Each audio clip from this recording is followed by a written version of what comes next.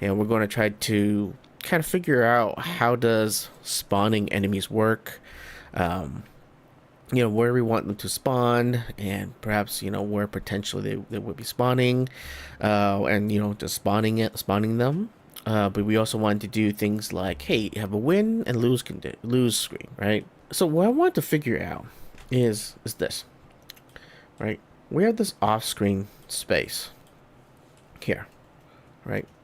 An off-screen space here, and I feel like a lot of times they introduce the enemies going from right to left, but it goes from this side, to pop up or something, right? Try to figure out how to leverage that space. Spawn mobs. The main mode is spawn new mobs that wanted to appear at random edges of the screen. Add a path to G named mob path. That's child. Okay. So in this example, right, they're covering all four sides, and it's kind of like you see it like in Vampire Survivor, right? Vampire Survivors, they just pop up, around the player, around the screen, right? Now, 2D side scroller shooters, right? What are they? What is the game of what's the basic component, right?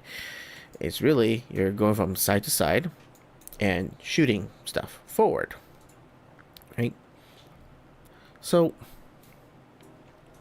I guess a question, a question would be, do we want to utilize, so there's a couple of things, right? We can utilize just this space, this, and this, right? Your traditional, going, or like your traditional, like here, or here, or here, right? Or do we want to utilize something, more? You want to be more inclusive, even using this back part where, hey, the player cannot fire, or cannot really, once the enemy's passed, right? Enemy's gone, they can't do anything about it, right? They can't shoot backwards. Or they could, eventually. And I know we could probably use, like, the space in here to kind of do a popping out, right? And so, and this kind of goes into, okay, how difficult do we want this game to be? How many enemies? What kind of enemies? So a lot of questions. And I gotta think about this for a little bit. At my heart right now is leaning towards accessing all four corners of the screen, right? Enemies kind of peeking in, try to shoot from the back of it. He'll try to have to dodge them, right? I can't hurt the enemies, so I will dodge their attacks.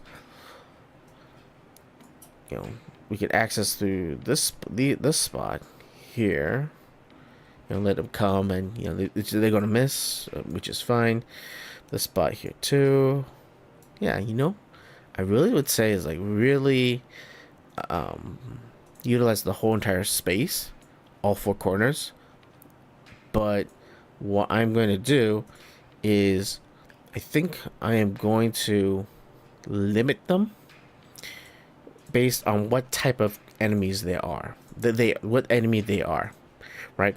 As I said earlier, we wanted to make sure that to give, at least, and then also for us, right, as we're trying to figure out how the mechanics and just trying to design the enemies, we want to keep in mind is that there needs to be some sort of level of increasing difficulty.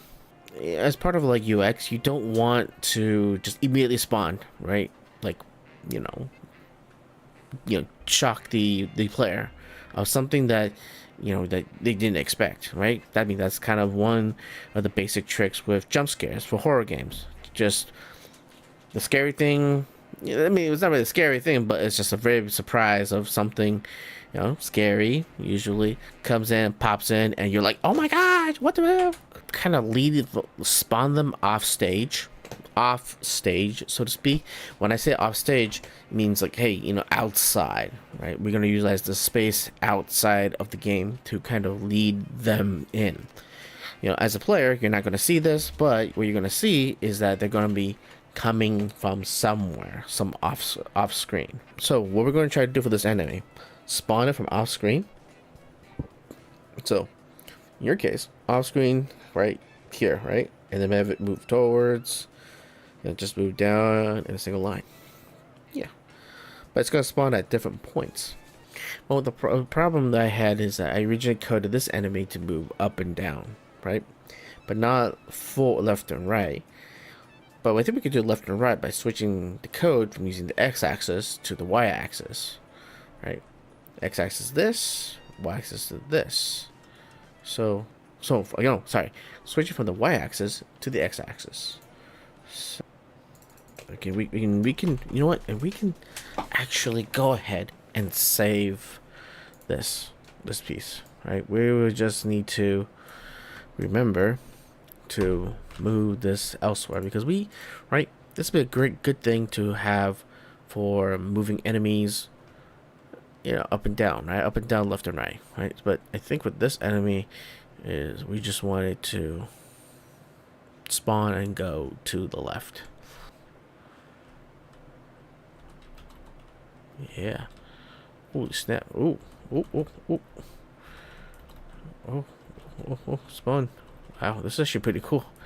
I'm not necessarily a fan of like really using timers.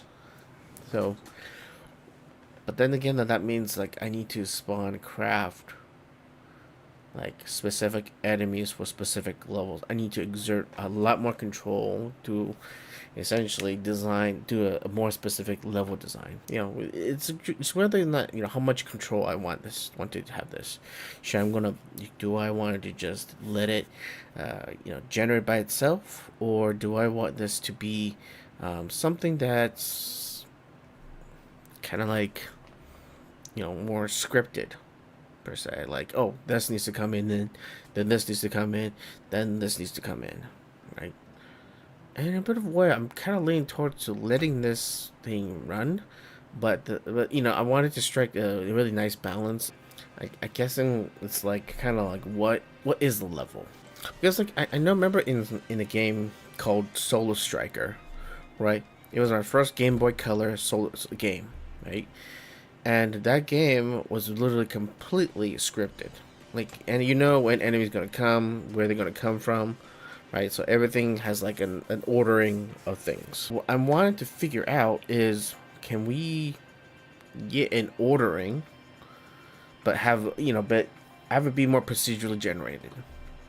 Meaning that, hey, based on according to the certain script, go ahead and execute these things. Based on the certain type enemy. I guess you can say it's like not necessarily like a win state, but I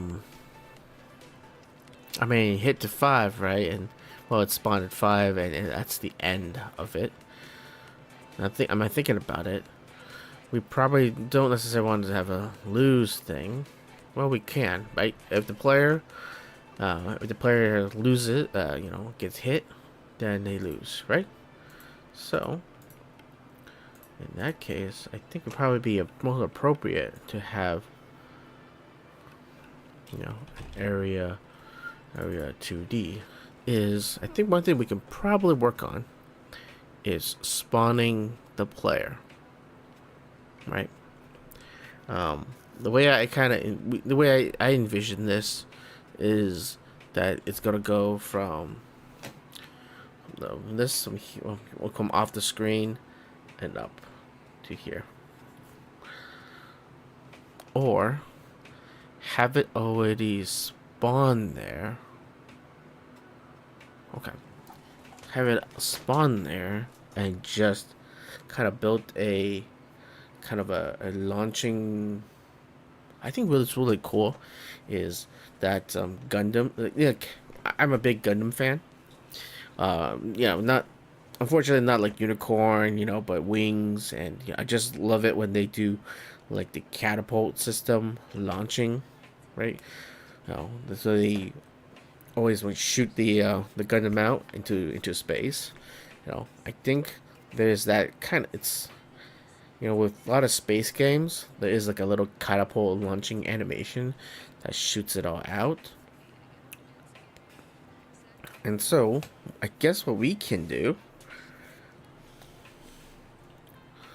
is something perhaps, just a little touch up, I'm supposing.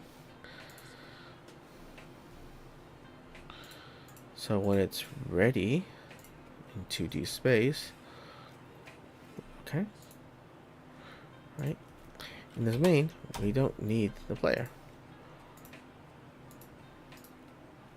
Rather, we add the marker. The player itself needs to go and be queue free. So during our contact, we want to make it get touched, and it went kaboot, and you're done, right? Right. So we kind of do have a little bit of some functionality, interaction, some consequences. This is the main menu, and instead of this, we're going to change the type. Okay, so now we have this, right? We can technically work on like win screens and then lose screens. It's just the problem. The problem is that okay. Usually when you have so you have a lot of different screens, right? Let's not count the gameplay HUD. All right. The question becomes is, okay, you seen like there's a start game, right? There's options, and there's credits button, right? Usually in a lot of games that you play, you definitely in the pause menu, you're going to see, hey, I'm gonna pause. I have a pause menu,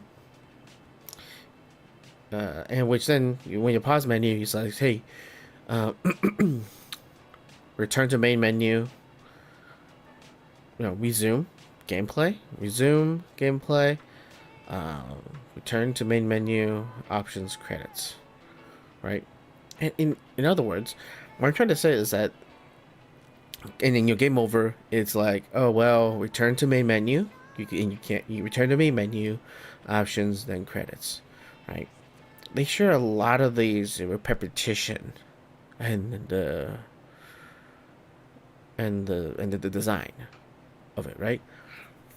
And so, my thought was, why not just reuse the components in your menu, right?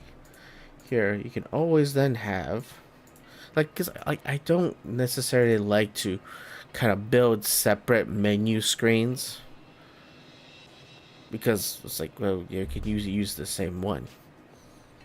It's just they're at a different point, different state, right? And you could just easily hide certain main menu scenes that you don't just hide buttons. Just like in web development, right? You can always hide certain things, so it didn't really matter. Yeah, you know what? This is not gonna work. No.